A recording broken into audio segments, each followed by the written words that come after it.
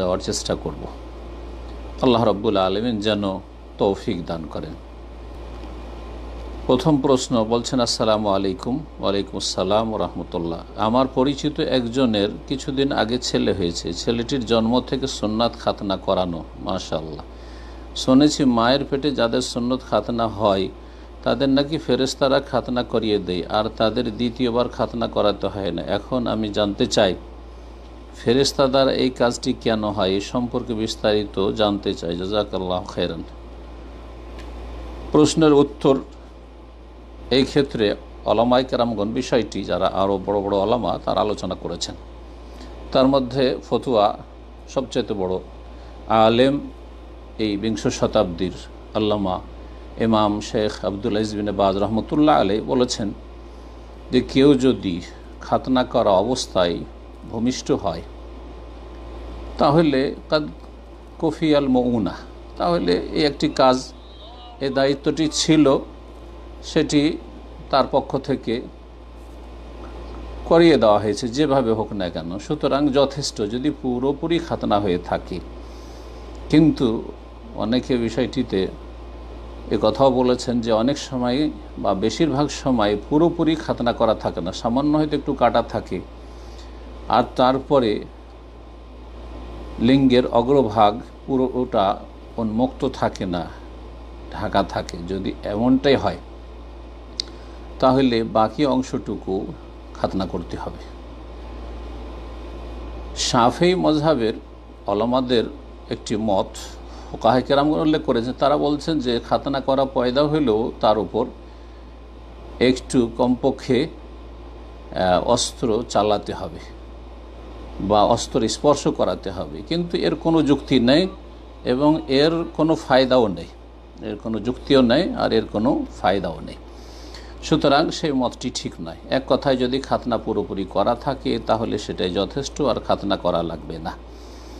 দ্বিতীয় যে বিষয়টি এখানে উল্লেখ করেছেন সেটা আমারও নতুন জানা হলো, আলহামদুলিল্লাহ, যে বিদআত সম্পর্ক জানলাম, কুসংস্কার সম্পর্ক জানলাম, ভ্রান্ত ধারণা সম্পর্কে জানলাম। কারণ না জানলে তা খণ্ডন করা যায় না। তা হচ্ছে যে শুনেছি মায়ের পেটে যাদের সুন্নত খাতনা হয় তাদের নাকি ফেরেশতারা খাতনা করিয়ে দেয়, আর তাদের দ্বিতীয়বার খাতনা করতে হয় না। দ্বিতীয়বার খাতনা করতে হয় না, এটা ঠিক আছে, কিন্তু ফেরেশতারা খাতনা করিয়ে দেয়, এটা না কোরআনে কারিমে আছে, না রাসূলুল্লাহ সাল্লাল্লাহু আলাইহি ওয়াসাল্লামের কোনো হাদিসে আছে, না সহিহ হাদিসে আছে, না জয়ীফ হাদিসে আছে। সুতরাং যখন এর কোনো দলিল নেই, কথাটি ভিত্তিহীন। এ সম্পর্কে ওলামায়ে কেরামগণ তাদের ফতোয়াতে বলেছেন যে এটি হচ্ছে আল্লাহ রাব্বুল আলামিন সম্পর্কে মিথ্যাচার করা। আর কোরআনের কারিমে 5টি আয়াত রয়েছে যারা আল্লাহ রাব্বুল আলামিন সম্পর্কে মিথ্যাচার করে, আল্লাহর দ্বীন সম্পর্কে, সেটি আকীদা হোক, ইবাদত হোক, আখলাক হোক, আর খাতনার বিষয় হোক, আর কিছু হোক। যদি কেউ এমন কথা বলে যার কোনো সনদ নেই, মা আনজালাল্লাহু বিহা মিন সুলতান, যার কোনো দলিল প্রমাণ নেই, কোরআন সুন্নাহ যদি বলে, তাহলে ওর চাইতে বড় জালেম আর কেউ নেই। ওমান আযলামু মিম্মান ইফতারা আলাল্লাহি কাযিবা, ওর চাইতে বড় জালেম আর কেউ হতে পারে না। কে আর হতে পারে? আল্লাহ বলছেন, যেই ব্যক্তি আল্লাহ সম্পর্কে মিথ্যাচার করে। সুতরাং সতর্ক সাবধান এইরকম আকীদা থেকে আর এইরকম কথা বলা থেকে। এই মর্মে সূরা আরাফের আয়াত 33-এ আল্লাহ রাব্বুল ইরশাদ করেছেন, যেই কাবিরা গুনাহগুলি সবচেয়ে বড় কাবিরা গুনাহ, শিরকের সাথে মিলিয়ে আল্লাহ রাব্বুল আলামিন বর্ণনা করেছেন।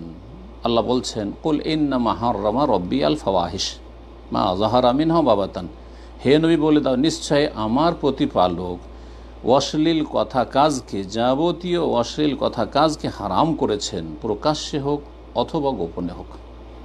প্রকাশ্যে হোক আর গোপনে হোক, একটি হলো তাহলে অশ্লীলতা, জেনা, সমকামিতা, বস্ত্রহীন চলাফেরা করা, অর্ধ উলঙ্গ চলাফেরা করা, নারী পুরুষের একাকার হয়ে যাওয়া, অবাধ মেলামেশা, সবগুলি অশ্লীলতা, সহশিক্ষা, সব অশ্লীলতা, একসাথে একাকার হয়ে কাজকর্ম করা কর্মস্থানে, এগুলি হচ্ছে সব ফাওয়াহিশ। তারপরে সোশ্যাল মিডিয়াতে অশ্লীলতার শেষ নেই, ফাওয়াহিশ। ওয়াল ইসমা, এবং যে কোনো গুনাহ, যে কোনো পাপকে আল্লাহ হারাম করেছেন। ওয়াল বাগিয়া, এবং জুলম অত্যাচার কি আল্লাহ রাব্বুল আলামিন হারাম করেছে বেগাইরে, অন্যায়ভাবে, ন্যায়সঙ্গত প্রতিশোধ নেওয়া হয় সেটা ভিন্ন বিষয়। তাহলে তিনটি হয়ে গেল।